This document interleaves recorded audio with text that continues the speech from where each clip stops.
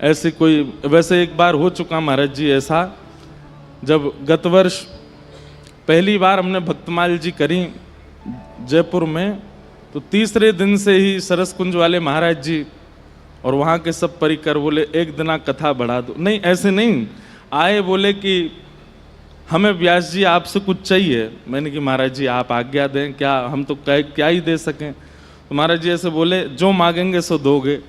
मैंने कि महाराज जी ऐसे मत करो, आप हम तो दास हैं, आप आज्ञा करो।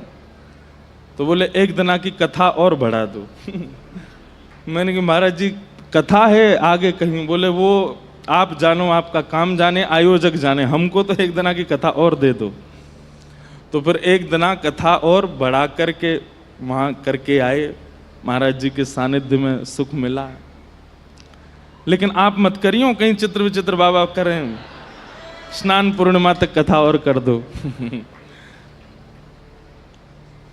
ये तो ब्रज है, यहाँ तो नियम तोड़े जामे। यहाँ तो ठाकुर जी भी नियम तोड़ दें तो ब्रजवासी तो तोड़े ही हैं। तो सब सुख है, आनंद है। आज गंगा दशहरा का पावन दिवस है। रसिक जनों से और हमारे आचार्य चरणों से श्री गंगा जी की भी निकुंज में स्थिति है ऐसा श्रवण किया गया। देवी भागवत में भी कथा आती है कि श्री गंगा जी जो हैं ये श्री प्रिया प्रियतम के निकुंज, अब जैसे यमुना जी का तो निकुंज में भाव सब लोग सुनते हैं, पर गंगा जी को अधिकतर सार्वजनिक रूप से देखा जाता है कि वो जटाशंकरी हैं, वो जाह्नवी हैं, वो सुरसरी हैं, वो गंगा हैं। गंगा जी में प्रवेश सार्वजनिक रूप से, विदेश तक चर्चा गंगा जी की होती है। यमुना जी की इतनी यमुना जी में ज्यादातर प्रवेश निकुंज उपासकों का है, और यमुना जी के भाव में ज्यादातर निकुंज वाले ही जाते हैं। पर गंगा जी का निकुंज में प्रवेश इतना ज्यादा नहीं बताया जाता, पर ऐसा नहीं है। देवी भागवत की कथा है और हमने पूज्य मलुकपीठ वाले महाराज जी से भी सुनी कि श्री गंगा जी भी निकुंज में बहुत विशेष स्थान रखती हैं। निकुंज मतलब हम वृंदावन वासियों का जो प्रेम भाव है, प्रेम भक्ति है। तो कहमें कि एक बार श्री गोलोक धाम या फिर कहो निज वृंदावन, निज वृंदावन में शरद पूर्णिमा की चंद्रमा और रास बिहार, वो तो नित्य रास होता है वृंदावन में, तो नित्य पूर्णिमा है। भगवान पिता रात्रि शरदोत्फुल्ल मल्लिका, वहां पर श्री शुकाचार्य जी ने ही ये भाव प्रस्तुत कर दिया कि एक रात्रि तक रास नहीं हुआ, अनेक रात्रियों तक रास हुआ। वो अनेक रात्रि वो अभी तक चली रही हैं, हर रात्रि में रास होता है वृंदावन में। बहुत ध्यान से सुनिएगा। तो रास बिहार हुआ, और रास बिहार का दर्शन करने के लिए रास में प्रवेश सबको नहीं है, पर दर्शन करने के लिए देवता आते हैं और फिर रास भूमि से बाहर खड़े खड़े नृत्य करते हैं। ब्रह्मा जी, ब्रह्माणी, इंद्र, इंद्राणी, चंद्र, सूर्य, वरुण, ये सब आते हैं, पर रास में अंदर नहीं आते, बाहर ही से बस देखते रहते हैं। हमारे स्वयं दाऊ दादा, यहाँ गिरिराज जी में एक स्थान है लुक लुक दाऊ जी, थोड़ा ने आगे जाओगे तो वहां एक स्थान है लुक लुक दाऊ जी। वहां को ऐसा भाव है कि रास बिहार ठाकुर जी कर रहे हैं वृंदावन में, और श्री दाऊ जी कहाँ हैं? बोले यहाँ गिरिराज जी में ओट में बैठ करके देख रहे हैं रास को, यहीं से दर्शन कर रहे हैं। बोले जा क्यों नहीं रहे रास में? बोले अरे श्री जी हैं, किशोरी जी हैं, अब नाते से तो हमारी बहू लगेंगी, अब हम जेठ हैं, हम चले गए तो फिर घूंघट कर लेंगी, संकोच होएगा ब्रज के भाव में। तो यहाँ हमारे श्री दाऊ दादा यहीं बैठे हैं।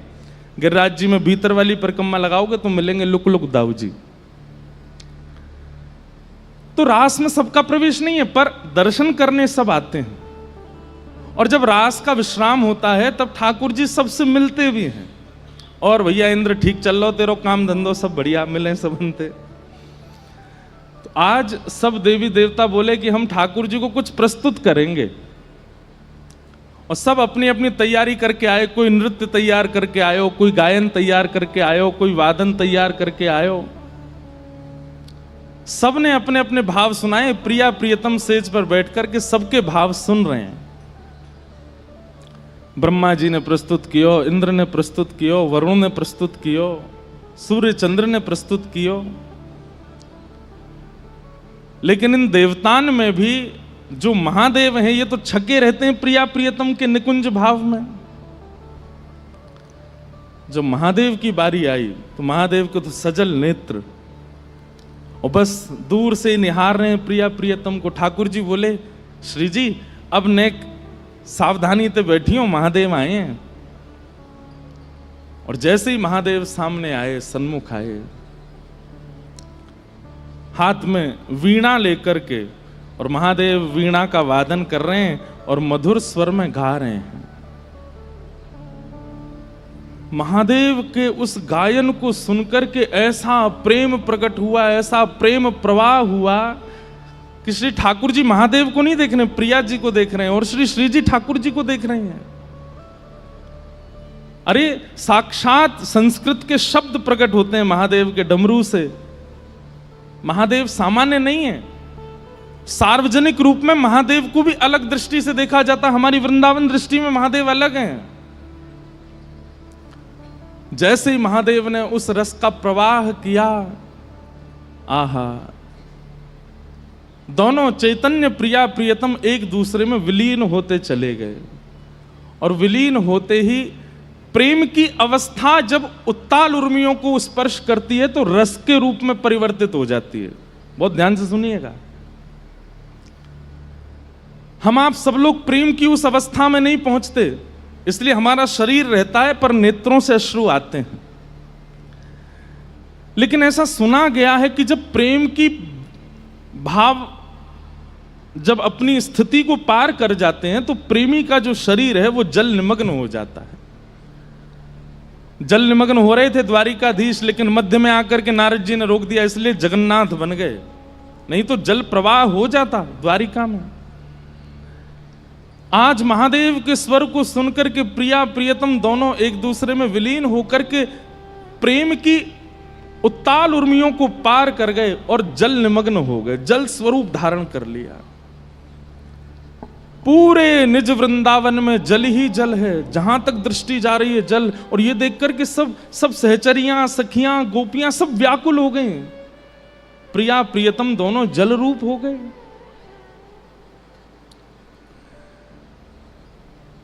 और महादेव अपना गायन कर, कौन रोके उनको जाकर के?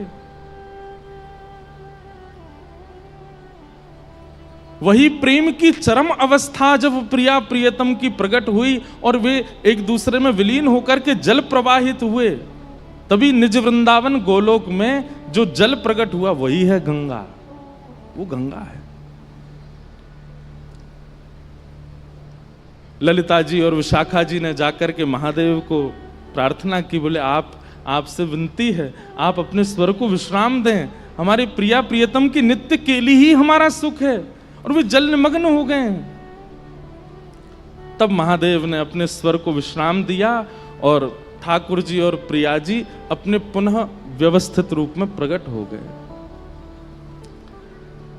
लेकिन प्रिया प्रियतम का वो जल निमग्न स्वरूप जो है गंगा, ठाकुर जी को स्मृति हो गई कि महादेव ने कभी गाया था और तब हम जल निमग्न हुए थे। तो उस स्वरूप को भी एक रूप में याद रखने के लिए ठाकुर जी स्मृति के रूप में एक सहचरी भाव से निकुंज में रखते हैं, गंगा सहचरी, गंगा सखी।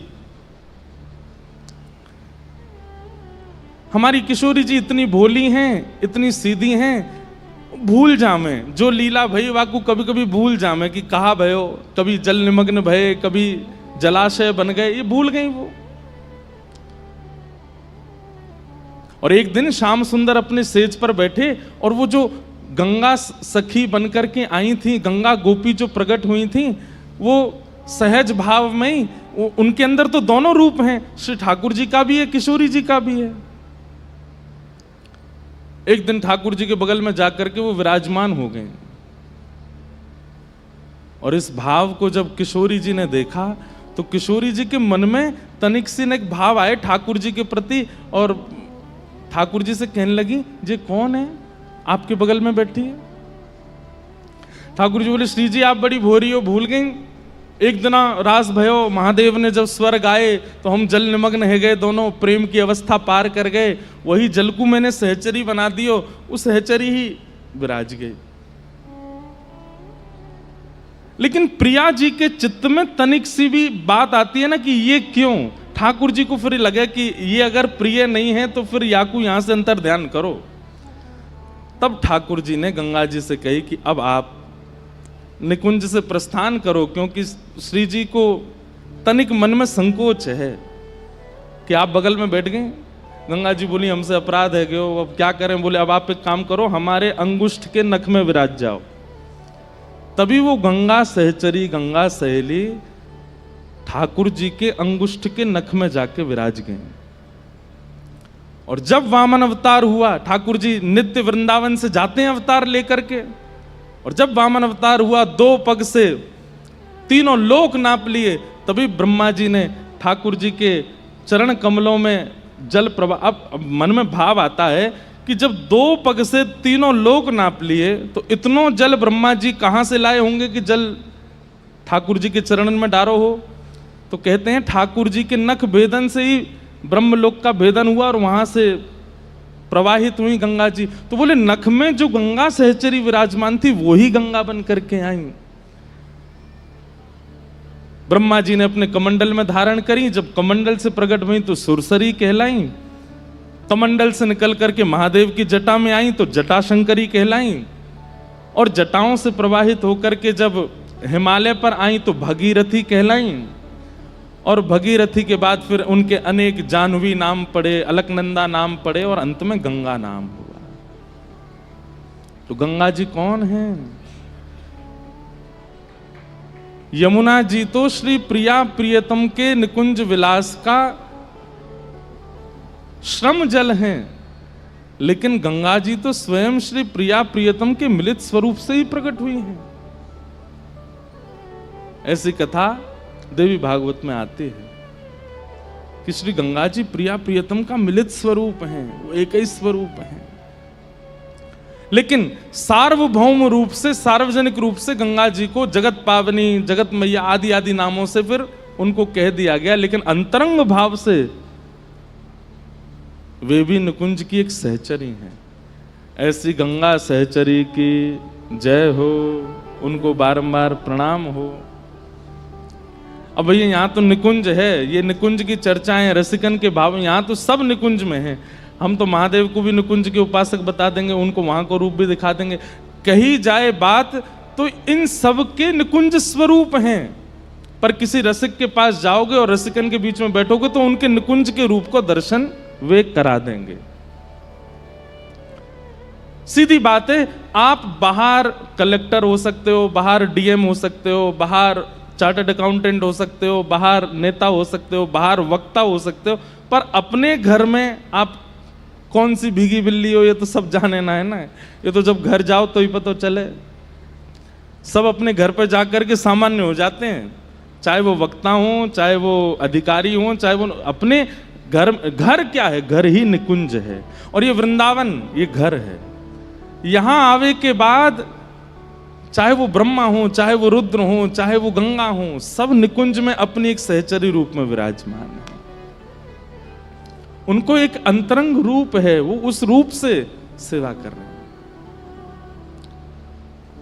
और एक रूप से गंगा जी हमारे गिरिराज जी में विराज रही हैं। बोले मानसी गंगा मैया की। गंगा जी ने प्रार्थना करी, बोले जय जय, मैं आपकी निकुंज की सहचरी हूं और आपने मुझको ब्रज से ही बाहर बाहर बाहर बाहर बहायो है, ब्रज में कहीं तो प्रवेश दो। तब गिरिराज पूजन के समय, श्री गोवर्धन पूजन के समय गिरिराज जी के अभिषेक के काजे मन से गंगा प्रकट करी, गंगा जी को ही अंश यहां प्रकट कर दियो, या रूप में आप ब्रज में रहो। और वही मानसी गंगा है, ऐसी मानसी गंगा। तो गंगा दशहरा की आप सबन को शुभकामनाएं। ऐसी गंगा मैया सदा कृपा। अब अगली बार जब गंगा जी में स्नान करवे जाओ तो फिर या कथा को चिंतन करते बह जाइयो, ये प्रिया प्रियतम को मिलित स्वरूप है। और उस भाव से गंगा जी को आचमन करियो, आस्वादन करियो, स्नान करियो। ऐसे भाव हैं। श्री हितरवंश महाप्रभु, जिनके मधुर रस को हम आप सब लोग कल श्रवण कर रहे थे,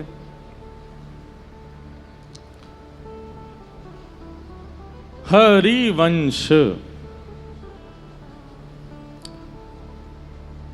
ह से हरि, र से राधा, व से वृंदावन और स से सहचरी, इस संपूर्ण हरिवंश में विद्यमान है। आप हरिवंश कहते हैं तो हरि, श्री किशोरी जी, वृंदावन और सहचरी सबको प्रणाम हो जाता एक साथ। बोलो श्री हरिवंश, हित हरिवंश। हित हरिवंश। रसिक त्रयी की प्रथम रसिकाचार्य श्री हरिवंश महाप्रभु। और हित माने क्या होता? हित माने प्रेम। श्री हरि प्रेम, श्री राधा प्रेम, श्री वृंदावन प्रेम और सहचरी प्रेम को ही हित हरिवंश कहते हैं। भैया एक बात बोले हम आपसे, बहुत ध्यान से सुनिए। हमारे वृंदावन में नाम जप अनेक हैं। ठाकुर जी को स्वच्छंद नाम है, किशोरी जी को स्वच्छंद नाम है, पर हमारे रसिकाचार्य ऐसा कहें कि पहले आचार्यन को वंदन करो। इसलिए हमारे हरिदास परंपरा में राधे राधे नहीं बोलेंगे, होंगे श्री हरिदास। इसलिए हमारी हित परंपरा में कहेंगे श्री हरिवंश, हित हरिवंश। क्यों?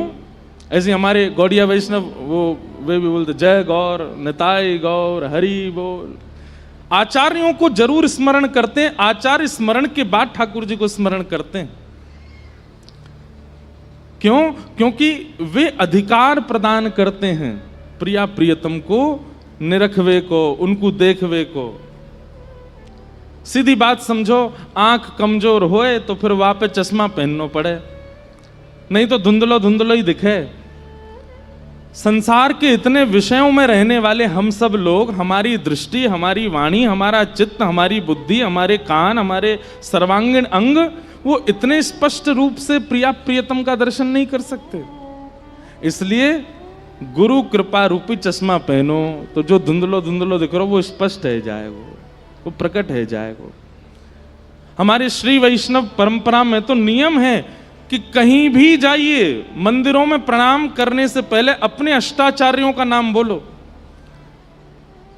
अपने आचार्य का नाम, उनके आचार्य का नाम, उनके आचार्य का नाम, उनके, ऐसे 8 आचार्यों के नाम बोल करके ठाकुर जी को प्रणाम करो।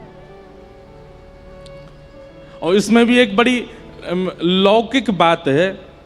आप गिरिराज जी गए, गिरिराज जी में आपके दादाजी के कोई संबंधी रहते हैं। अब आप उनके घर पहुंच गए, बोले भैया कहाँ ते आए हो? हम दिल्ली ते आए हैं। कहाँ काम है भैया? अरे वो हमारे दादाजी थे ना किशनलाल जी। बोले हाँ, उनसे आपके दादाजी। अच्छा, तो उनको नाती है? बोले हम। अरे भैया आजा, बड़े दिन तू तो नेक्सस देखो हमने।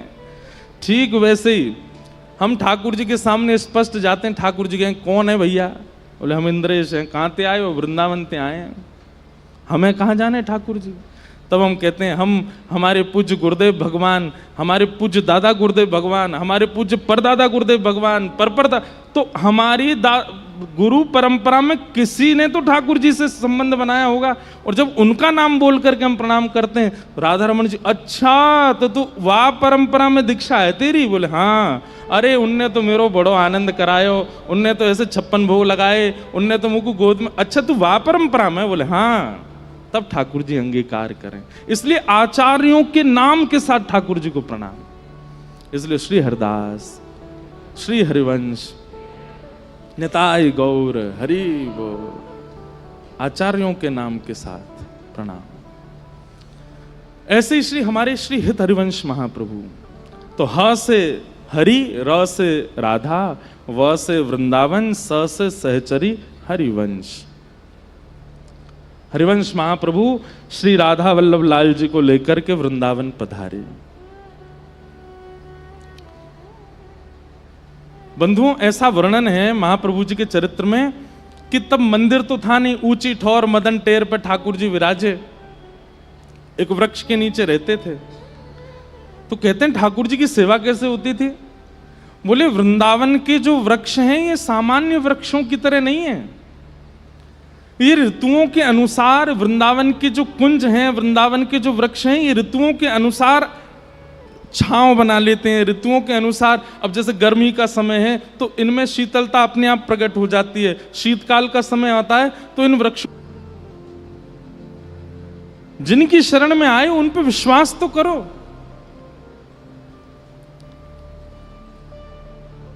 बालक चलनो सीख जाए, थोड़ा थोड़ा उठनो सीख जाए, और वाह के बाद भी मैया की उंगली नहीं छोड़े, वह भरोसा ही नहीं है कि मैं गिर जाऊंगा, तो कभी नहीं चल पाएगा।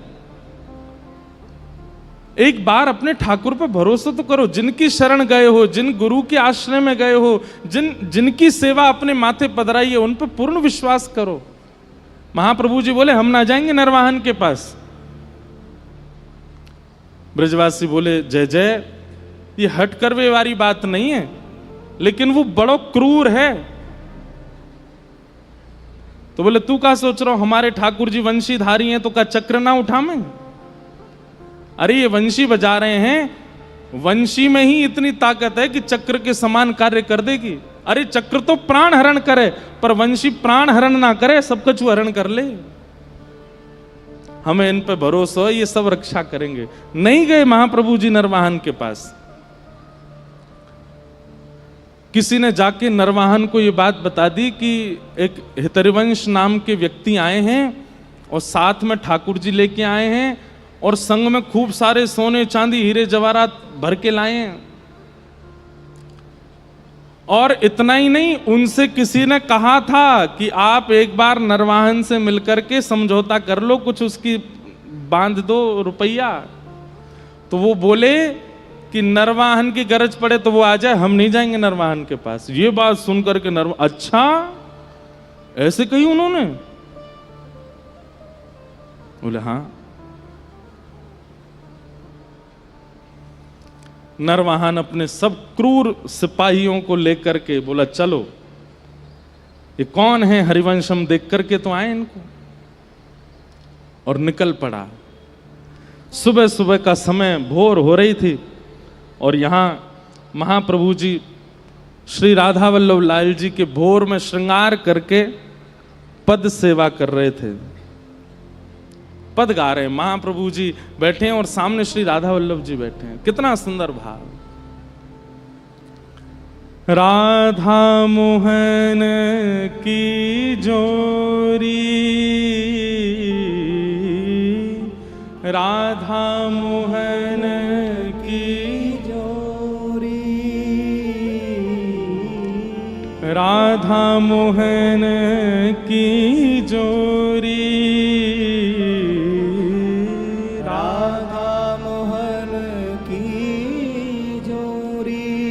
बनी श्री राधा मोहन की जोरी, बनी श्री राधा मोहन की जोरी, बनी श्री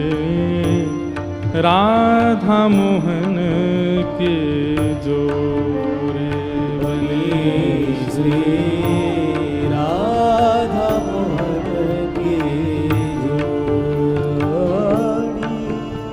महाप्रभु जी गा रहे हैं। राधा वल्लभ लाल जी सन्मुख विराज में, राधा मोहन की जोरी, राधा मोहन की जोड़ी, बनी श्री राधा मोहन की जोड़ी, बनी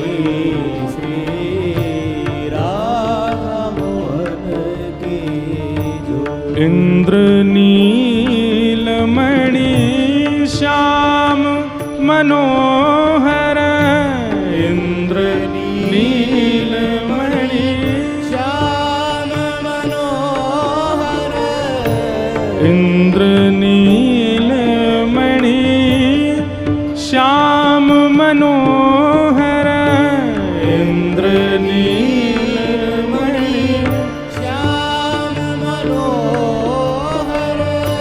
सात कुंभ तनु गोरी,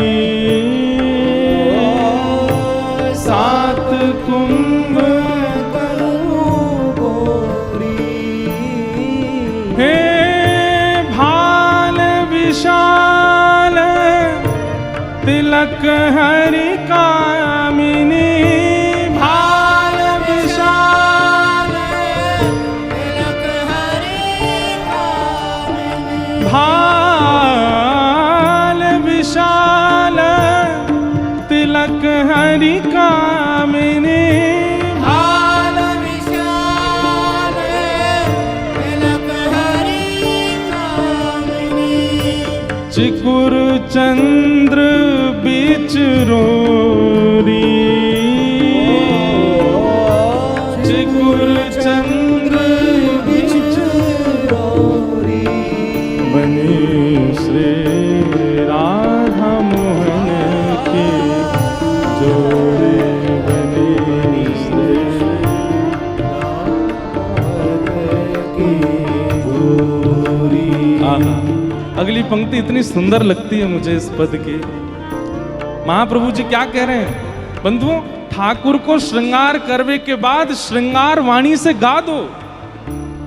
आज लाला ने ऐसा मुकुट काईकू पहनो है, आज लाला ने पीतांबरी काईकू पहनी है, आज लाला ने ऐसी माला क्यों पहनी, उसका संबंध श्री जी के रिझावन से जोड़ करके कुछ कहो। वो करते हैं महापुरुष। गजनायक प्रभु चाल गयंदनी, गजनायक प्रभु चाल गयंदनी। सारे जीवों में सबसे सुंदर चाल होती है गज की, हाथी की। मदमस्त होकर के चलता, मतवाला होकर के चलता है।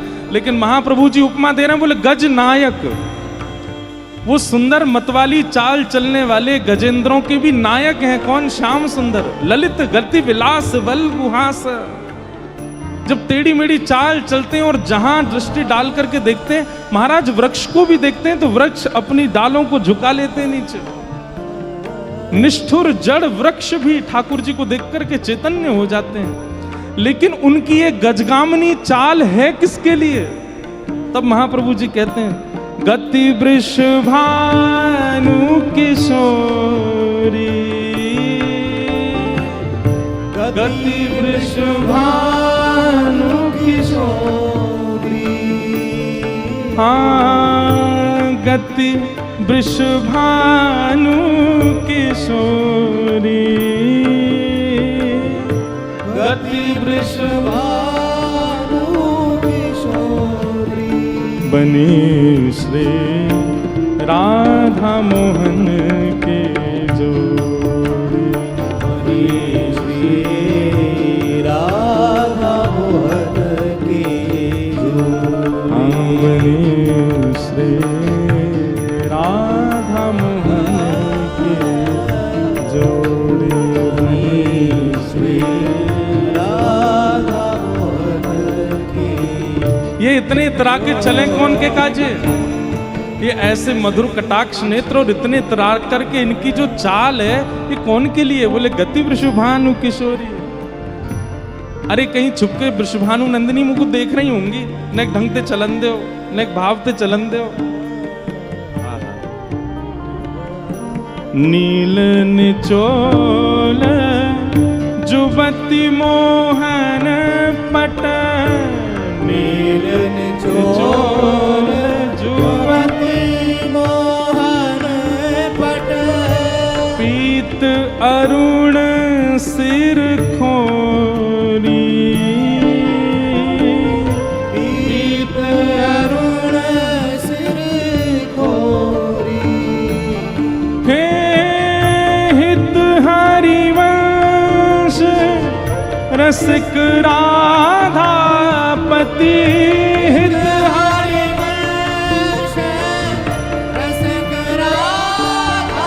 जय श्री हित हरिवंश रसिक राधापति, हित हरिवंश रसिक राधा। सूरत रंग में बोरी,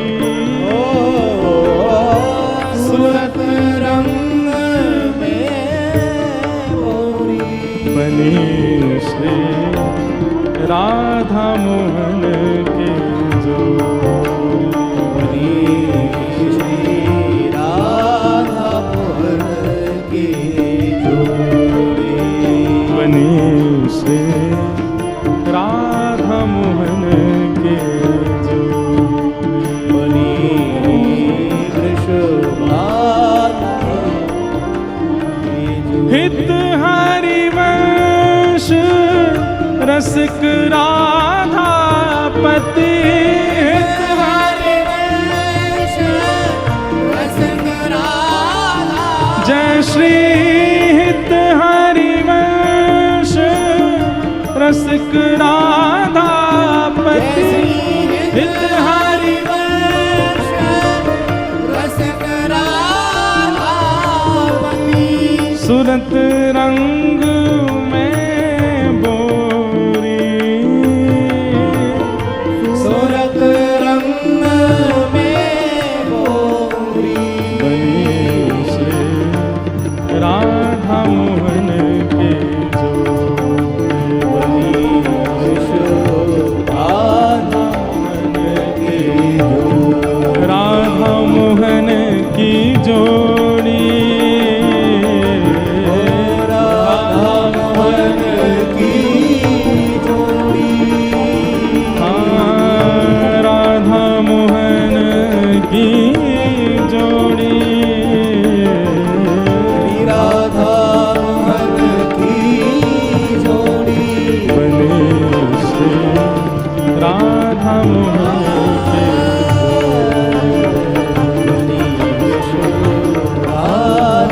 श्री राधा वल्लभ लाल की जय, जय श्री राम।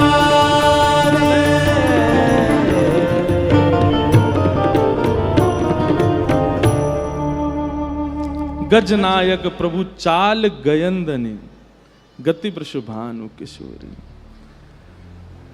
अब या के बाद कहा भयो नरवाहन के साथ बड़ी रुचिकर कथा है, बड़ी आनंददायी कथा है। हमारे मध्य में पूज्य श्री गीता मनीषी महाराज जी पधारे हैं, आपको प्रस्थान आगे करना है, तो हम महाराज जी के कुछ भाव चलें। अच्छा, और जय जय सरकार को तो नियम रहे कि 7:30 बजे से 7:45 बजे के बीच में आपको मानसी में प्रवेश करना होवे, और वहाँ सब सेवा शयन की करनी होवे। तो हमारे लिए तो बड़ो आप महाराज जी मोह तो लगे हमसे ज़्यादा, तो ये आपके लिए भी कभी कभी ऐसा होता हो कैसे जामें यहाँ जो भाव चल रहे हैं, जो लीला चल रही है, पर आपकी परंपरा की सेवा है, इतने आचार्यों ने आपको प्रदान की है, मानसी में प्रविष्ट होकर सेवा भाव में जाना होता है। महाराज जी को भी जानो होएगो, ने का देर में जाएंगे, हाँ ठीक है तो महाराज जी पद गा रहे थे श्री हितरवंश महाप्रभु। देखिए रसिक जनों के पदों को जब एक बार में समझ नहीं आएंगे, उनको बार बार श्रवण करो, बार बार उनको चिंतन करो, और कभी अपने प्रिया प्रियतम के सामने, अपने सेवा के ठाकुर जी के सामने बैठ करके पढ़ो, तब उसका अर्थ भाव समझ आवे। अब स्थिति ऐसी है कि श्री हितरवंश महाप्रभु भाव निमग्न होकर के अपने प्यारे राधा वल्लभ लाल जी के सन्मुख बैठे हैं और गा रहे हैं बनी श्री राधा मोहन की जोरी। और यहां नरवाहन आ रहा है तलवार लेकर के अपने समस्त दुष्ट सेना के साथ। द्रुत गति चल रही थी पद की। श्री हितहरिवंश महाप्रभु भाव निमग्न होकर के गा रहे हैं और तभी नरवाहन पहुंच गया। तो बंधुओं, भजन कई बार आपके वातावरण में होता है। कई महापुरुष ऐसे हैं कि उनकी उपस्थिति मात्र से आपके चित्त के विकार नष्ट हो जाते हैं। आपने कुछ किया नहीं, आपने कुछ श्रवण किया नहीं, आपने उनको प्रणाम किया नहीं, आपने ना भाव से उनको देखा, लेकिन उनकी उपस्थिति हुई और आप तकते रह गए, भूल गए सब। चित्त में जो विकार अथक प्रयास करनों से भी नष्ट नहीं हुआ, वो उनकी उपस्थिति से नष्ट हो गया। कभी कभी भजन आपके रूप पर, आपकी वाणी पर नहीं, आपके वातावरण में भी होता है। और श्री हितरवंश महाप्रभु जिस वातावरण में बैठे थे राधा वल्लभ लाल जी को लेकर के, वो मदन टेर का पूरा वातावरण इतना पवित्र था कि जैसे ही नरवाहन वहां पहुंचा, लता कुंजों के भीतर आंगन है, वहां बैठे हैं, तो उसने लताओं को हाथ से भी नहीं हटाया, तलवार निकाल करके तलवार से ऐसे हटाता है। और जैसे ही उसने वो लता हटाई, सबसे पहले तो उसको श्री राधा वल्लभ लाल दिखे सामने। एक सुंदर निकुंज के नीचे श्री राधा वल्लभ जी बैठे हैं और सन्मुख श्री हितरवंश महाप्रभु बैठे हैं। और जैसे ही उसने वो लता हटाई तो लताओं की थोड़ी आवाज हुई, और जैसे ही वो आवाज हुई तो महाप्रभु जी ने बस इतना पीछे मुड़ करके देखा, कौन आया। केवल इतने मुख का दर्शन हुआ महाप्रभु जी के। एक तो श्री राधा वल्लभ लाल जी, दूसरा वातावरण इतना शुद्ध, ऊपर से महाप्रभु जी ने इतनी दृष्टि करके और अपनी तिरछी नजर करके देख लिया नरवाहन को। अनायास ही नरवाहन के नेत्रों से अश्रु आने लगे, शरीर कंपायमान होने लगा। उसके सब संग के भीतर प्रवेश कर रहे थे आक्रमण, उसने सबको रुक जाओ यहीं पर, बस अब पलक नहीं झपक रही हैं, नेत्रों से आंसू गिर रहे हैं, पता नहीं क्या उसके चित्त में भाव प्रकट हो रहे हैं, वो खुद नहीं समझ पा रहा है कि मेरे साथ हो क्या रहा है।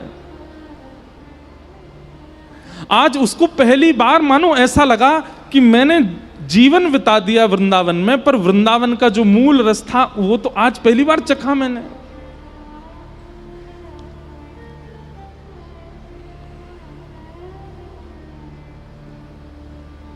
कहते हैं थोड़ी देर महाप्रभु जी को देखने के बाद, राधा वल्लभ जी को देखने के बाद नरवाहन वहां से भागा और तलवार कहीं गिरी है, उसके पास जो भी सामग्रियां डराने धमकानी सब कहीं कहीं गिरी हैं, और दौड़ करके गया है सीधे अपने भय गांव में किसी कुंज में जाकर के बैठ गया, और बस श्वास नहीं आ रही है, सब जगह वही दिखाई दे रहे हैं, श्री राधा वल्लभ, प्राण राधा वल्लभ, जीवन राधा वल्लभ, प्राण हरिवंश, जीवन हरिवंश, यही चल रहा है बस। सोचिए, कभी नाम जप नहीं किया बैठ करके आसन पर नरवाहन ने, कभी यमुना जल जी को उस प्रकार से शुद्ध भाव से आचमन नहीं किया नरवाहन ने, कभी संत जनों का भंडारा किया हो, आचार्य चरणों में प्रणाम किया हो, तीर्थ यात्राएं की हो, वृंदावन की परिक्रमा, कभी नहीं। श्रीधाम वृंदावन में जिसके लिए शास्त्र कहते हैं कि अन्य क्षेत्रे कृतम पापम पुण्य क्षेत्रे विनश्यति, पुण्य क्षेत्रे कृतम पापम वज्रलेपो भविष्यति। पुण्य क्षेत्र में पाप करने से तो पत्थर की, वृंदावन पुण्य क्षेत्र नहीं है, पुण्य क्षेत्र भी अपने पापों को नष्ट करने वृंदावन आते हैं। वहां रहकर के नरवाहन इतनी दुष्टता करता था, इसका मतलब आचरण शुद्ध नहीं था जीवन में, लेकिन केवल महाप्रभु जी की दृष्टि पड़ गई, बदल गया जीवन। सब उसके संगी साथी, विशाल रूप था सबका, हाथ में तलवार, किसी के घुंघराले केस, बड़ी बड़ी डारियां, राक्षस जैसे दिखते सब जाकर के बोले, सरकार साहब क्या हुआ? तो बस प्राण राधा वल्लभ, जीवन हरिवंश, प्राण राधा वल्लभ, जीवन हरिवंश, प्राण राधा वल्लभ, जीवन। और कहते कहते रोने लगता है, और श्रीधाम वृंदावन में लेट करके नतमस्तक होकर के सिर रगड़ करके क्षमा मांगता है कि वृंदावन मुझे क्षमा कर देना, मैंने जीवन पर्यंत इतना दुराग्रह किया यहां रह करके।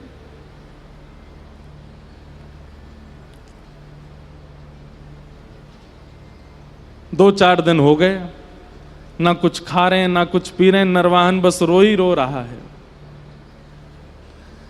संगी साथियों ने कहा भैया ये तो बहुत बुरी हालत, देखा तो हमने भी था उनको, हमको तो कुछ नहीं हुआ, ये तो रो रो के बेहाल हो गए। बात यह है कि तुम उनको देख रहे हो या वो तुमको देख रहे हैं, विशेष बात है। 1 लाख आदमी बिहारी जी का दर्शन करते हैं, 1,00,000 लोग बिहारी जी का दर्शन करते हैं, पर लाखों में बिहारी जी किसको देखते हैं? उनकी दृष्टि। भागवत जी में वर्णन आता, आलोक्य वदनम सख्य।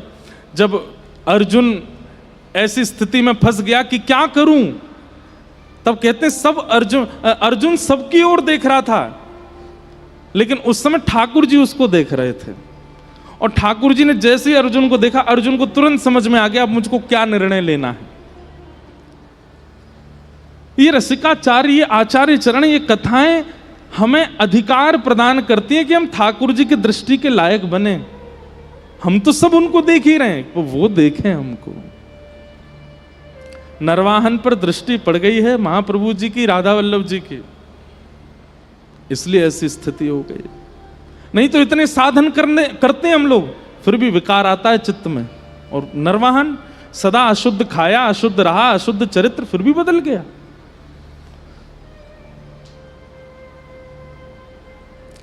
फिर एक बार एक जैन व्यापारी जा रहा था नाव में बैठ करके, उसको नरवाहन के लोगों ने लूट लिया, लूट करके जेल में डाल दिया।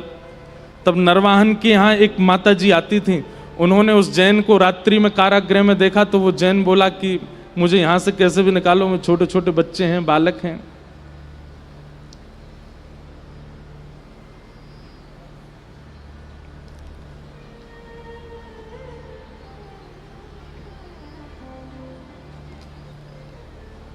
जय जय राधा वल्लभ हित हरिवंश, जय जय राधा वल्लभ हित हरिवंश, जय जय राधा वल्लभ हित हरिवंश, जय जय राधा वल्लभ हित हरिवंश, जय जय श्री वृंदावन श्रीवन चंद्र, जय जय श्री वृंदावन श्रीवन, जय जय राधा वल्लभ हित हरिवंश, जय जय राधा वल्लभ हित हरिवंश, जय जय राधा वल्लभ हित हरिवंश, जय जय राधा वल्लभ हित हरिवंश, जय जय श्री वृंदावन श्रीवन चंद्र, जय जय श्री वृंदावन श्रीवन चंद्र, जय जय श्री वृंदावन श्रीवन चंद्र, जय जय श्री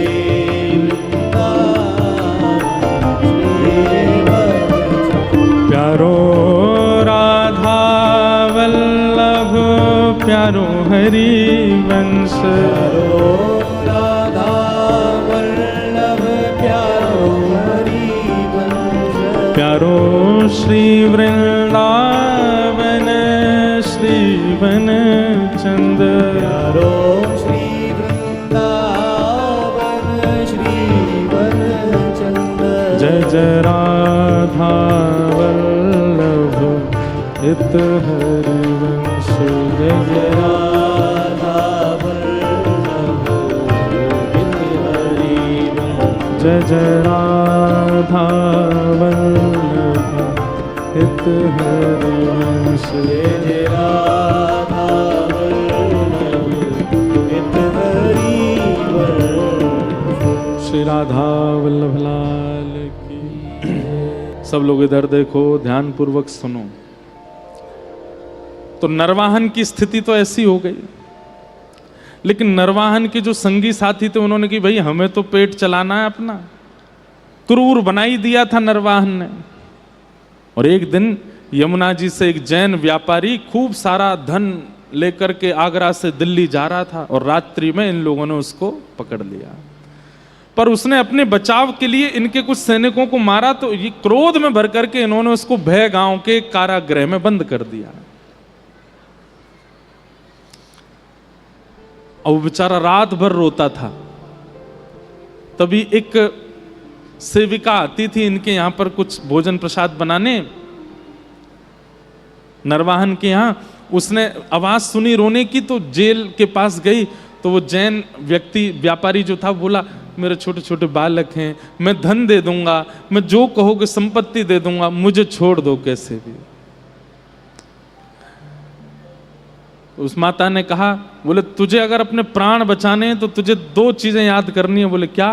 बोले जय जय राधा वल्लभ और दूसरा श्री हरिवंश। बोले इसका क्या करना? बोले जोर जोर से गाओ इसको, इतनी द्रुत गति से और इतनी तीव्र स्वर में गाओ कि तुम्हारा स्वर दूर कुंज में बैठे हुए नरवाहन के कानों में पड़े। बोले क्योंकि वो भी इस ऐसी स्थिति में वो किसी को सुनेगा नहीं। और बोले वो तुमको अगर मुक्त करने के लिए आए और पूछे कि ये नाम कहां से मिला, तो कह देना राधा वल्लभ हमारे इष्ट और श्री हरिवंश हमारे गुरु, इसी से ही तुम्हारे प्राण बच सकते हैं और कोई तरीका नहीं। वो जैन व्यापारी अपने सब व्यापारी बंधुओं के साथ जोर जोर से जय जय राधा वल्लभ श्री हरिवंश, जय जय राधा वल्लभ श्री हरिवंश, जय जय राधा वल्लभ श्री हरिवंश गाने लगा। ये स्वर जैसे ही नरवाहन के कान में पड़ा, मानो जैसे किसी प्यासे को जल पिला दिया हो। वो तो व्याकुल हो गया, कहां से आ रही है ये ध्वनि, कहां से आ रहा है ये स्वर। वो बड़ी आत्मग्लानि में रहता था। मतलब नरवाहन को ये लगता था कि मैं किस मुंह से जाऊं राधा वल्लभ जी के दर्शन करने और महाप्रभु जी के पास। लेकिन आज जब ये कीर्तन की ध्वनि सुनी तो मन में विचार करने लगा, मैं वहां तो नहीं जा सकता, पर पास में कोई कीर्तन चल रहा है, यहां तो बैठूं। और नरवाहन जैसे ही पास गया तो देखा कोई कीर्तन कहीं बैठने, वो उसके जेल में ही बैठ करके कुछ व्यापारी गा रहे थे। और उनसे जाकर के पूछा, भैया आप कौन हो और ये नाम आपको कहां से मिला, ये कैसे गा रहे हो आप? उन व्यापारियों ने कहा, ये राधा वल्लभ जी जो ये हमारे इष्ट हैं और ये महाप्रभु हितरिवंश चंद्र जी हमारे गुरुदेव हैं। नरवाहन तो भावुक हो गया, तुरंत दरवाजा खोल दिया, उनको निकाला, चरणों में गिर गया। बोले कि आप बस महाप्रभु जी से, राधा वल्लभ जी से प्रार्थना कर दो, मुझ पर कृपा करें, मुझे प्रेम लक्षणा भक्ति प्रदान करें। मैं बहुत क्रूर हूं, मैंने बहुत पाप किए, मैं योग्य नहीं इस धरती पर रहने के। और वो जैन व्यापारी जो था मुक्त होने के बाद सोचने लगा, भाई ये हैं कौन राधा वल्लभ जी और हरिवंश जी, जिनकी वजह से हमारी प्राण रक्षा, भाई देखें तो सही है कौन। दर्शन करने के लिए गए राधा वल्लभ जी के, महाप्रभु जी को प्रणाम किया। बोले आप श्री हरिवंश जी हैं? सेवकों ने कहा यही है, बैठ जाओ। उस जैन ने कहा, बोले देखिए हम तो आपको नहीं जानते थे राधा वल्लभ, पर पूरी घटना बताई। बोले ऐसे ऐसे हमने तो प्राण रक्षा करी आपका और ठाकुर जी का नाम लेके। बोले किसने मुक्त किया तुमको? बोले कोई नरवाहन नाम का एक व्यक्ति है, उसके कारण दिल्ली आगरा तक लोग डरते हैं, लेकिन वो आपका नाम सुन करके तो रोता हुआ आया और उसने चरण पकड़ के हमको मुक्त कर दिया। महाप्रभु जी समझ गए अब नरवाहन योग्य हो गया, अब इस पर कृपा करनी पड़ेगी। और महाप्रभु जी ने संदेश भिजवाया नरवाहन को कि श्री राधा वल्लभ जी का सुंदर मनोरथ हो रहा है, नरवाहन दर्शन करने के लिए आओ। वो तो पत्र पढ़ के ही रोने लगे कि महाप्रभु जी मुझे बुला रहे हैं। मदन टेर ऊंची थौर पहुंचते ही भाव विह्वल होकर के द्वार पर ही गिर गया और दंडवत करते हुए जा रहा है, रोते हुए। जैसे ही श्री राधा वल्लभ जी के प्रांगण में पहुंचा, महाप्रभु जी ने जैसे ही देखा नरवाहन आ गया, उतर करके आए, उसको उठाया, नरवाहन दर्शन करो, आज जी भर के निहारो, कैसे लग रहे हैं प्यारे लालजू।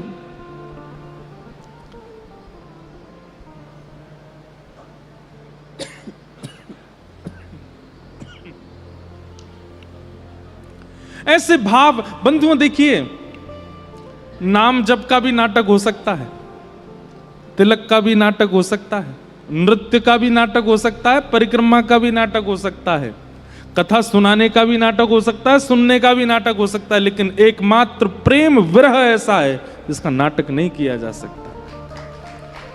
उसका कोई नाटक, और नाटक करेगा भी ना तो पता चल जाती है। उसमें अगर नाटक करे अच्छा देखो, बाकी जगह नाटक हो तो पता नहीं चलते, लोग नाटक करके तिलक लगा लेते हैं, मन में भाव नहीं, तिलक लगा घूम रहे हैं, पता नहीं चलती कि वैष्णव है कि नहीं है। परिक्रमा कर रहे हैं, पता नहीं चलती वैष्णव है कि नहीं है। कथा सुन रहे हैं, पता नहीं चलती वैष्णव है कि नहीं है। कथा सुना रहे हैं, पर अगर प्रेम भक्ति में नाटक करके रोता है तो पता चल जाती है नाटक कर रहा है। भैया, महाराष्ट्र में ठाकुर जी को प्रकट ही रुदन ने किया है। रुरुदु स्वस्वरम राजन कृष्ण दर्शन लालसा।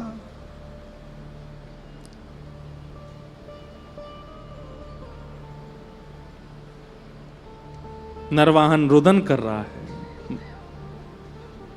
महाप्रभु जी कहते हैं इधर आओ, ये लो, ये मोहन थार है, जरा पाके बताओ श्री जी ने भोग लगाया कि नहीं लगाया। ये रीति हमने बहुत जगह देखी। हमारे नाथ द्वार में एक बाबा रहमे हैं तो ब्रज के ही, वो कोई भी प्रसाद बनाते ठाकुर जी का तो आपको पधराएंगे तो ये नहीं कहेंगे मोहन थार खा के देखो कैसी बनी है, रसगुल्ला खा, वो ये कहेंगे खा के बता श्री जी ने भोग लगाया हो कि नहीं। कैसी कैसी अच्छी रीति उनकी पूछने की, पाके बता श्री जी ने या कुछ चखो कि नहीं चखो। और वो सामने खड़े ही रहेंगे और आपको ऐसे देखेंगे कि आपने पाते ही कैसा रिएक्शन दिया। और जैसे पाओगे पाके, हाँ बाबा अच्छा, झूठ बोल रहा, मैंने भोग ही ना लगाया हो, मैंने यहाँ को भोग ही ना धरो। ऐसे हैं महापुरुष, वो तुरंत आपके मुख में पधरा के पूछ लेते हैं बता श्री जी ने भोग लगाया। एक बार मैं गया तो अभी नाथ द्वार में उत्सव था, तो मुझे बोले लाला देख रसमलाई बनाइए ने, पाके बताइयो श्री जी ने भोग लगाया हो कि नहीं। तो मैं जैसे ही पाया अनायास ही नेत्र बंद हो गए। और उसमें कुछ ऐसी वस्तु, अब भैया वस्तु तो कुछ भी हो, श्री जी की प्रसादी थी। सांस खूब तेज तेज चलने लगी और नेत्र जब खोले तो आंखें मेरी लाल। मैंने कहा बाबा ये तो कुछ अद्भुत ही है। बाबा रोने लगे, बोले श्री जी ने भोग लगा दियो या को, श्री जी ने अंगीकार कर लियो। ऐसे महापुरुष। हितवंश महाप्रभु जी नरवाहन को बैठा के करें, पाके बताइयो श्री जी ने अंगीकार कियो कि नहीं। और ज्यों ज्यों प्रसाद पावे त्यों त्यों आंसुओं की धार बहती जाए नरवाहन के। महाप्रभु जी बोले अब तुम वैष्णव हो गए हो, अब तुम हरिवंशी बनने लायक हो गए, आओ बैठो। और श्री राधा वल्लभ जी के सामने कंठी पहना दी और नाम दे करके नरवाहन को अंगीकार कर लिया, स्वीकार कर लिया। और जैसे ही स्वीकार किया, महाप्रभु जी ने तुरंत श्री राधा वल्लभ जी की ओर देखा तो ऐसे कहीं कोने में बैठे थे, वहां दीक्षा दे रहे थे। तो जैसे ही राधा वल्लभ जी को पलट के देखा तो क्या पाया, श्री राधा वल्लभ जी खड़े ऐसे हैं और सामने नहीं देख रहे हैं, ऐसे ही देख रहे हैं नरवाहन को। और ये जैसे ही महाप्रभु जी ने देखा, तुरंत राधा वल्लभ जी ने सीधी दृष्टि करी। महाप्रभु जी के नेत्र सजो, बोले अरे मैं क्या अंगीकार करूंगा, मैं कहां स्वीकार करूंगा, तो राधा वल्लभ जी ने स्वीकार किया है। और तुरंत नरवाहन को लेकर के गए, फिर राधा वल्लभ जी के सामने बैठाया और कहा नरवाहन अब गौर से देखो महाप्रभु जी को, आप लोग आश्चर्य मानेंगे, हित चतुरासी जी में जितने पद हैं उन पदों में 2 पद श्री हितवंश महाप्रभु जी ने नरवाहन की छाप से गाए हैं।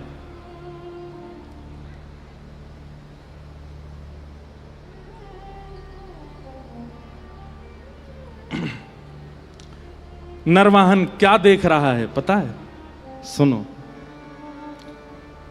चला ही राधिके सुजान, चला ही राधिके सुजान, चला ही राधिके सुजान, चला ही राधि, चला ही राधिके सुजान, चला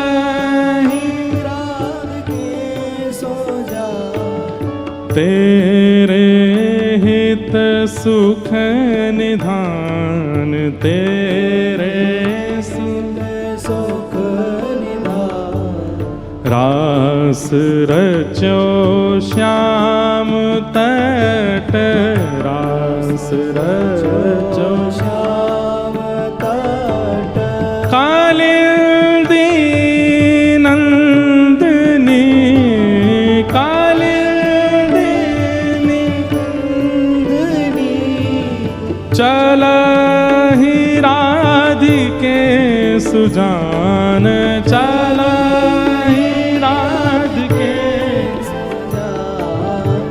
चलहि राधिके सुजान चलहि भैया ये आश्चर्य की बात है।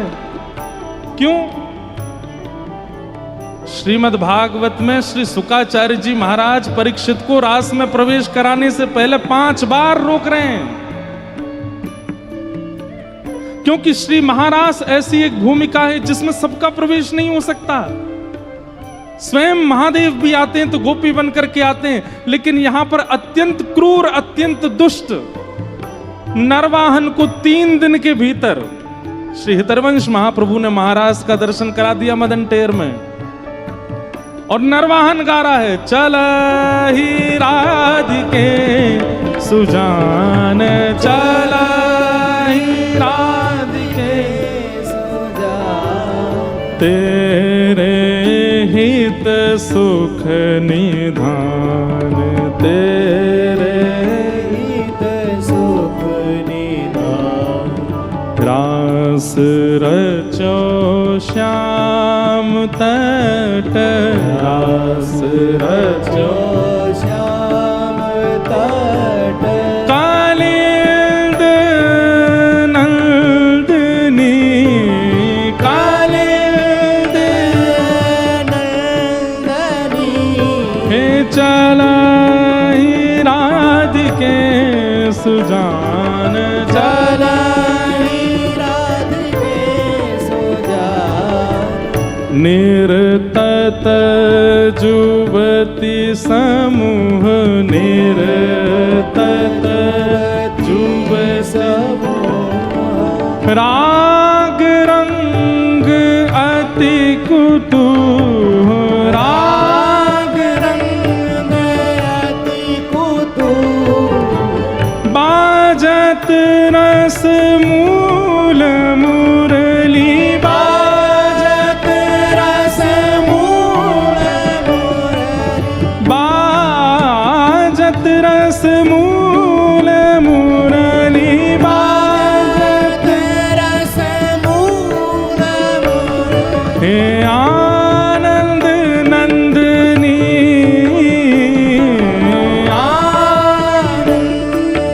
नंदनी हे चलहि राधिके सुजान चलहि राधिके सुजान वंशीवट निकट जहाँ वंशीवट निकट जहाँ परम रमणी भूमि ताहाँ परम रमणी भूमि कहाँ सकल सुखद मलाया सकल सुखद हे वायुमंदिनी वै वायुमंदिनी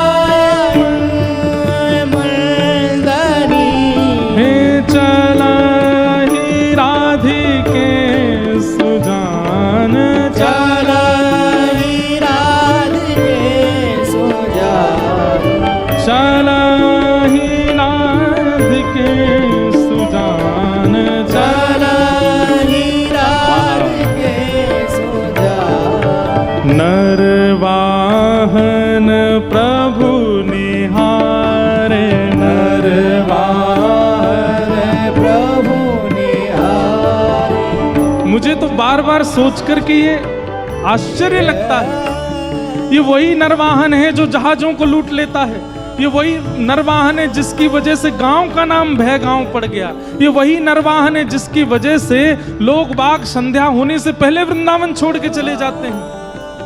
और श्री हितरवंश महाप्रभु की कृपा दृष्टि हो गई केवल एक दिन के अंदर दीक्षा देते ही उसको रास का दर्शन हो गया।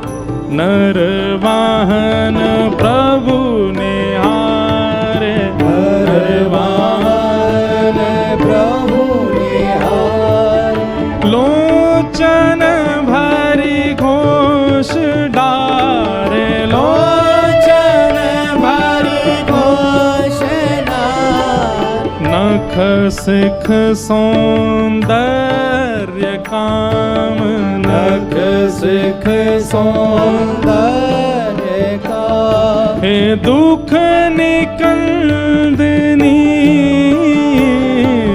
दुख निकंदनी,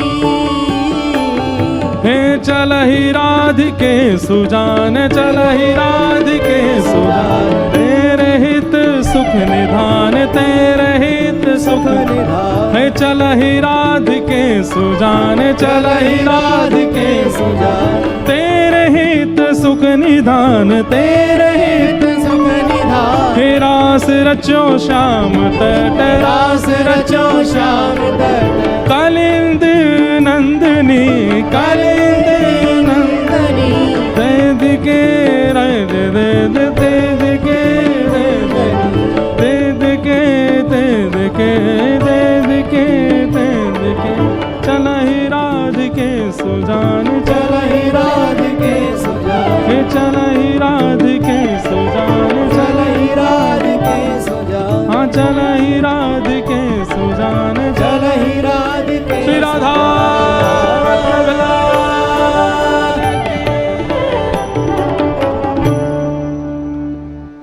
नरवाहन राधा वल्लभ जी के सामने खड़े होकर के नृत्य कर रहा है और उसे श्री राधा वल्लभ जी और हितवंश महाप्रभु और कुंज नहीं दिख रही, अब तो रास भूमि दिख रही है। ऐसा वृंदावन उसने अपने पूरे जीवन में नहीं देखा जैसा उसको दिख रहा है।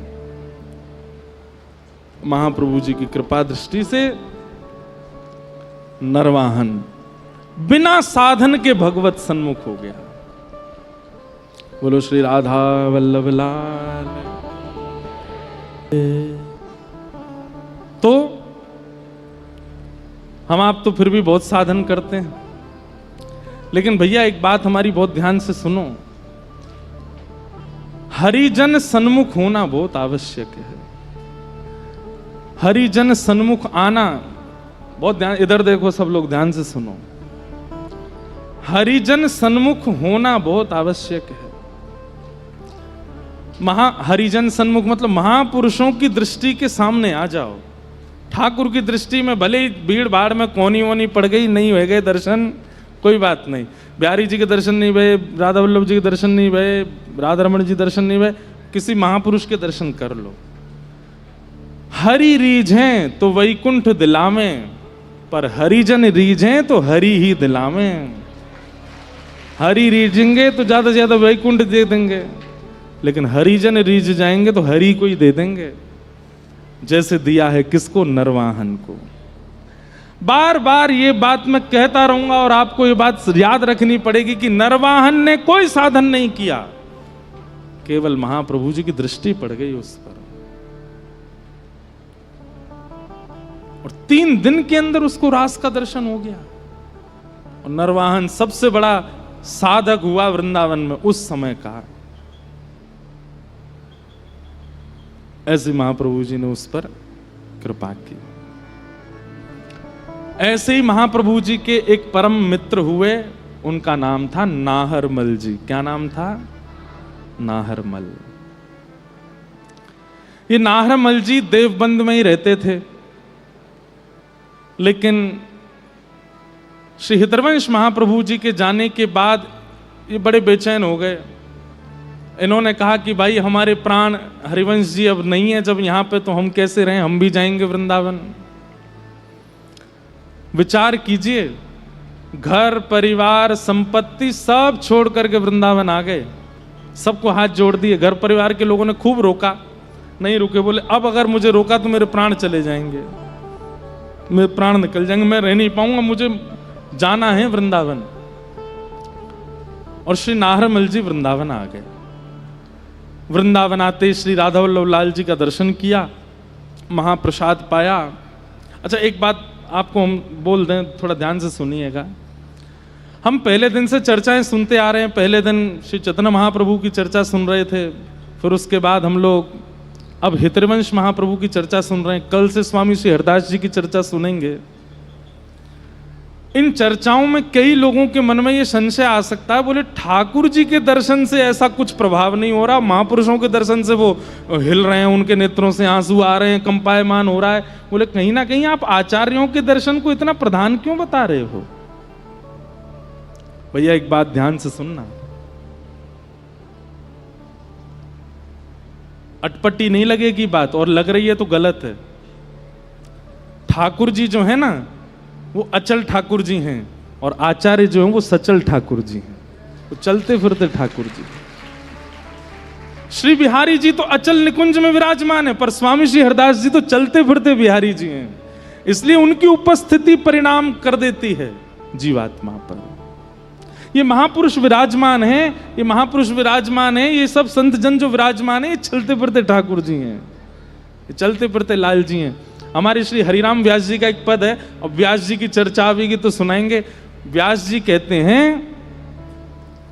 कि भैया कोई भी व्यक्ति से मिलो, वो तो कहते हैं किसी भी वैष्णव से मिलो, उसमें दोष मत देखो।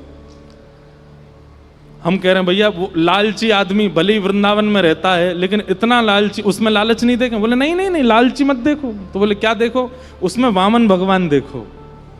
वामन भगवान कैसे थे? बोले देखी कि महाराज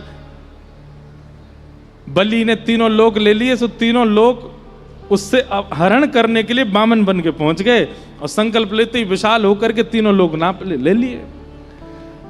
किसी में लालच का अगर गुण दिख रहा है और वो वैष्णव है, तिलक लगा रखा है, उसमें वामन यो को या में वामन भगवान की बड़ी कृपा है। यहाँ पे कोई वैष्णव तिलक धारण करता है, एकादशी नियम करता है, कंठी पहनता, क्रोध ही बहुत है। ओहो परशुराम जी कृपा बहुत है यहाँ पे, उसमें परशुराम जी बैठे हैं।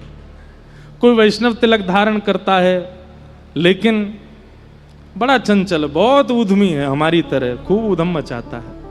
यूँ समझ जाओ यहाँ में ठाकुर जी बैठे हैं भैया, भीतर चंचल लाला हैं, वही आते उधम मचवाते रहे। और कोई तिलक लगाता है पर बिल्कुल धीर गंभीर शांत, मंद मुस्कान है बस मुख पर, ना कोई ज्यादा प्रतिक्रिया, ना कोई अपमान कर जाए तो बुरा नहीं लगता, सम्मान कर जाए तो कोई ज्यादा खुशी नहीं। राम जी की कृपा, बिल्कुल देखो बिल्कुल भोले भाले राम जी हैं ये तो।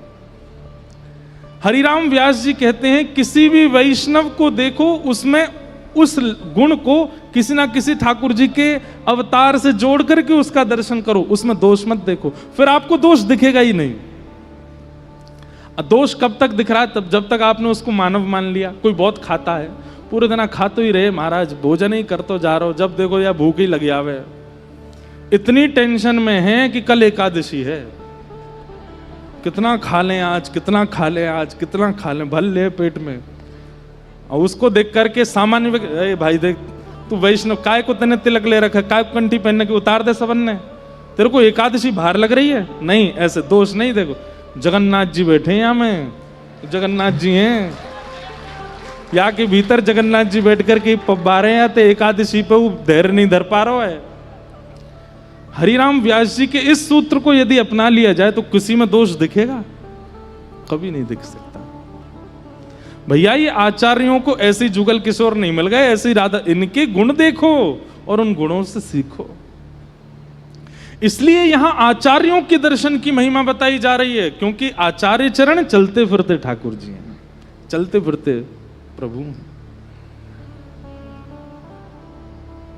आप हमारी इस बात को विश्वास मान लीजिए। कल को हमारे गोरेलाल कुंज वाले महाराज जी पूरे विराजेंगे विश्राम तक, जब कल आवे यूं ही विचार करियो कि देखो ये साक्षात कुंज बिहारी श्यामा प्यारी दोनों इनके हृदय में बैठ के आ रहे हैं। आपको अनुभव हो जाएगा कि बैठे ही हैं यहाँ जो महापुरुष पधारते हैं। देखो हमारे सब संत जन पधारे हैं, सबके भीतर कुछ ना कुछ भाव दिख रहे हैं। नंदू भैया ऐसे लग रहे हैं खाटू श्याम बाबा ही बैठे हैं का। हमारे चित्र विचित्र बाबा, इन दोनों उनको देखो तो ऐसा लगे कि हमारे श्री स्वामी श्री हरदास जी के परंपरा के दो और निकुंज की दो सहचरी हैं। हाँ, एक चित्रा सखी हैं, एक विचित्रा सखी हैं, दोनों सखी हैं। सब में वैष्णव दृष्टि रखो।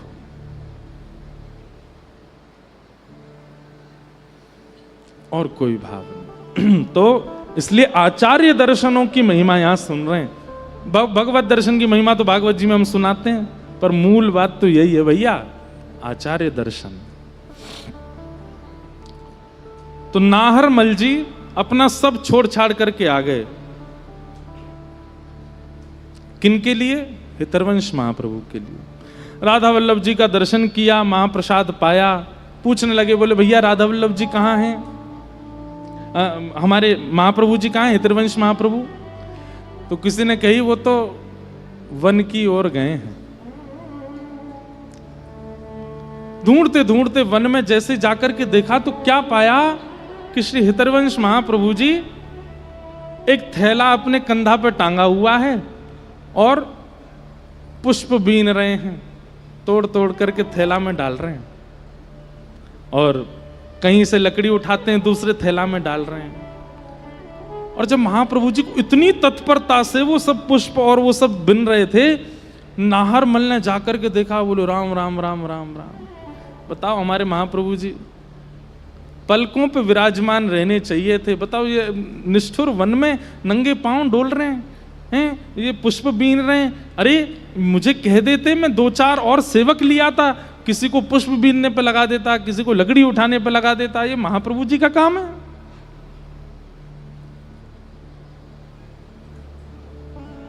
नाहरमल सामने गया हाथ जोड़ करके। महाप्रभु जी, अरे अरे नाहरमल तू आयो भैया, कब आयो देव बनते? बोले आपके दर्शन के बिना रह नहीं पाया, सब छोड़ छाड़ के आ गया। अरे तेरे तो नेक नेक से बालक। बोले अब सब राधा वल्लभ जी सब पे कृपा करेंगे, सब छोड़ छाड़ के आपकी शरण में आ गया हूं और अब मैं यहीं रहूंगा। अरे भैया बहुत बढ़िया कियो तेने, तू वृंदावन आ गयो, मुंह को बड़ा सुख मिलो तो देख करके। लेकिन नाहरमल बोलो मुझे सुख नहीं मिला आपको देख के। ऐसा काय को बोले भैया? बोले आप साक्षात महाप्रभु हैं, आप हितरवंश महाप्रभु हैं, आपके इतने अनुयायी, इतने सेवक, और आप यहाँ लकड़ी बीन रहे हैं, आप यहाँ पे पुष्प उठा रहे हैं, आप यहाँ पे ये पुष्प चयन कर रहे हैं। अरे किसी को कह दीजिए भगवान, आप हटिए, छोड़िए, ये लाओ मुझे दीजिए, मैं इसको चयन करता हूं। महाप्रभु जी बोले क्यों, तेने ऐसी क्यों सोची? अरे ये सेवा कोई आपके लायक है? ये सुनते ही महाप्रभु जी के नेत्र ताम्रवर्ण हो गए, लाल पड़ गए, और चिल्ला करके बोले अरे नाहरमल, तू श्री जी की सेवा में ऊंच नीच करे हैं? जो श्रृंगार करे, जो आरती करे वही प्रधान है, और जो बेचारों लकड़ी बीने और जो पुष्प चयन करके जाए बाकी कोई योग्यता नहीं है। अरे तेने कैसे सोच ले कि ये सेवा छोटी है, ये सेवा ओछी है, वही सेवा बड़ी है जो भीतर गर्भगृह में होवे? तेने कैसे विचार कियो या काम को? अरे ये लकड़ी बीन करके जामेंगे, ये लकड़ी जाकर के चूल्हे में जाकर के जलेंगी, वहां पे पतीलो धरो जाएगा, घी डालेंगे, दाल पकेगी और बढ़िया सुंदर दाल सिद्ध है करके श्री प्रिया प्रियतम के अधर को स्पर्श करेगी। तू या लकड़ी को ओछो समझ के या को तू अपकार कर रहा है? अरे ये यानी जन्म काय को लियो? लकड़ी के ऊपर महिमा करने लगे महाप्रभु जी। बोले जन्म लेकर के प्रगट भई, फिर याकू कोई ने काट दियो, काट करके याकू हम बीन करके ले गए, चूल्हे में जाकर के प्रिया जी के और श्री जी के मुख पर अधर पर विराजे वाले भोग प्रसाद को सिद्ध करने के लिए अपने प्राण त्याग रही है, और तू या के काजे कह रहे हो ये ओछी सेवा?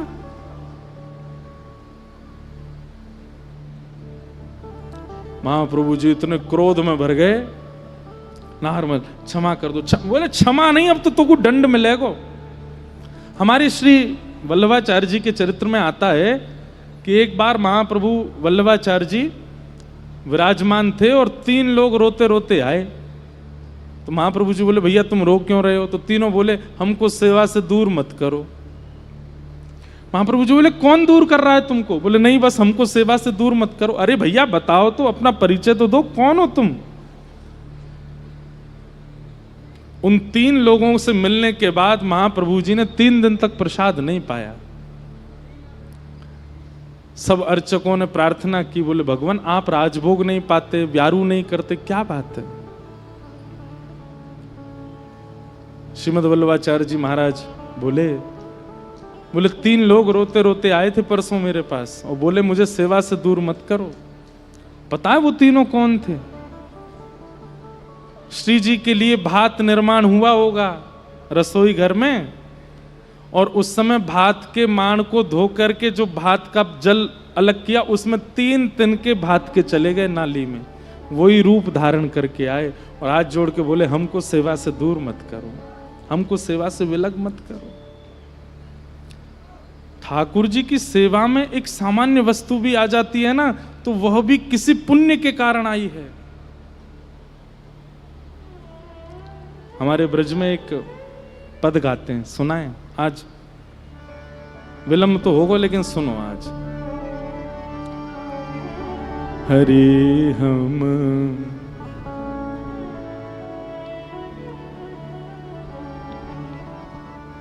क्यों ना भये मोर, हरि हम क्यों ना भये मोर,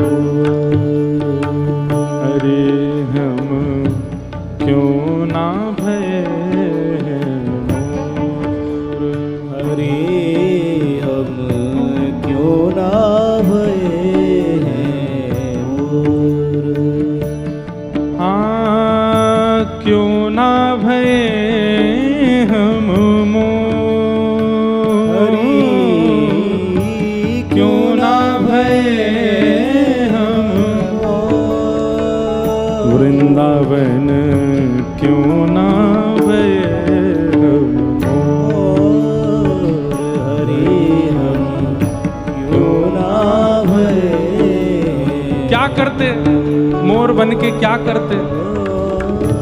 करत निवास गोवर्धन ऊपर, करत निवास गोवर्धन ऊपर, करत निवास गोवर्धन ऊपर, करत निवास गोवर्धन ऊपर, निरखत नंद किशोर,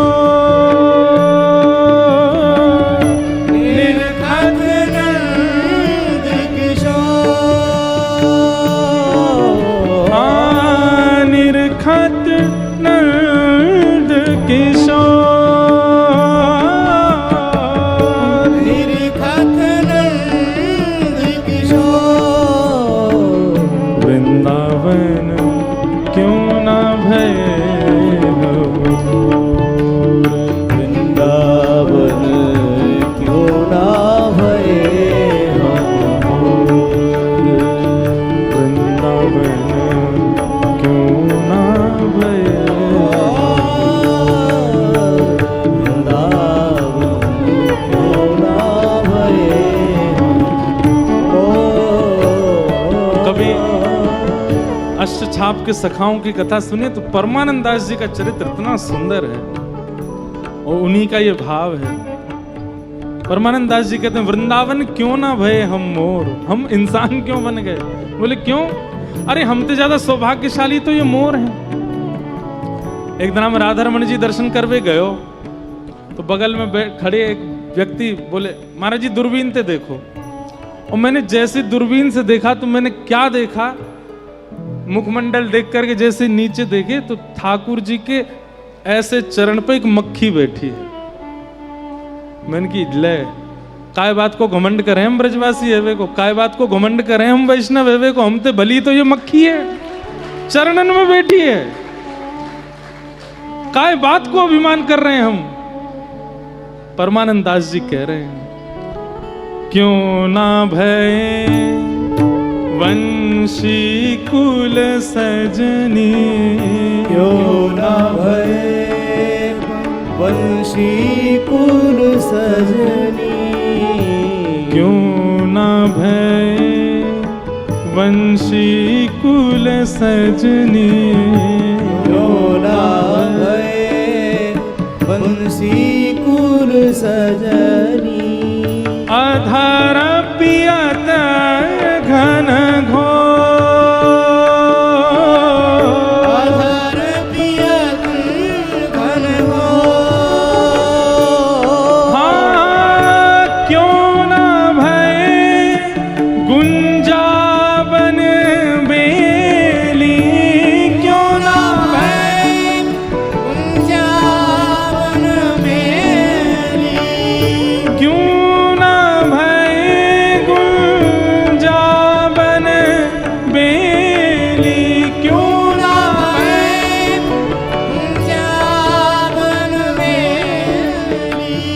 रहत श्याम जू कियो रहत श्याम झुकियो वृंदावन क्यों ना भय हम वृंदावन क्यों ना भये मोर वृंदावन क्यों ना भय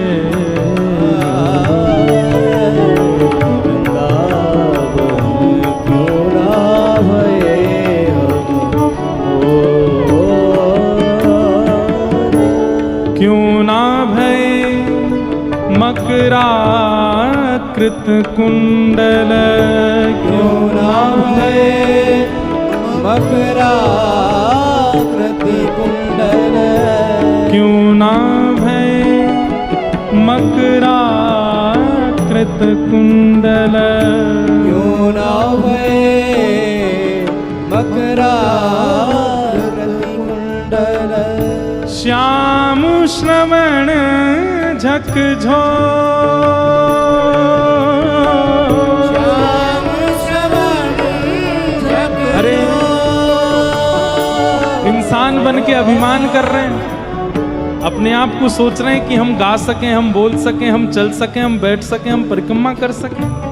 अरे हमसे ज्यादा सौभाग्यशाली तो वो मकराकृत कुंडल है जो कानन पे बैठे हैं, और जब जब त्रिभंग लली श्याम मटक मटक के चलते होंगे तो ये कभी अधर को स्पर्श करते होंगे, कभी कानन को स्पर्श करते होंगे, कभी ग्रीवा के पास पहुंच जाते होंगे।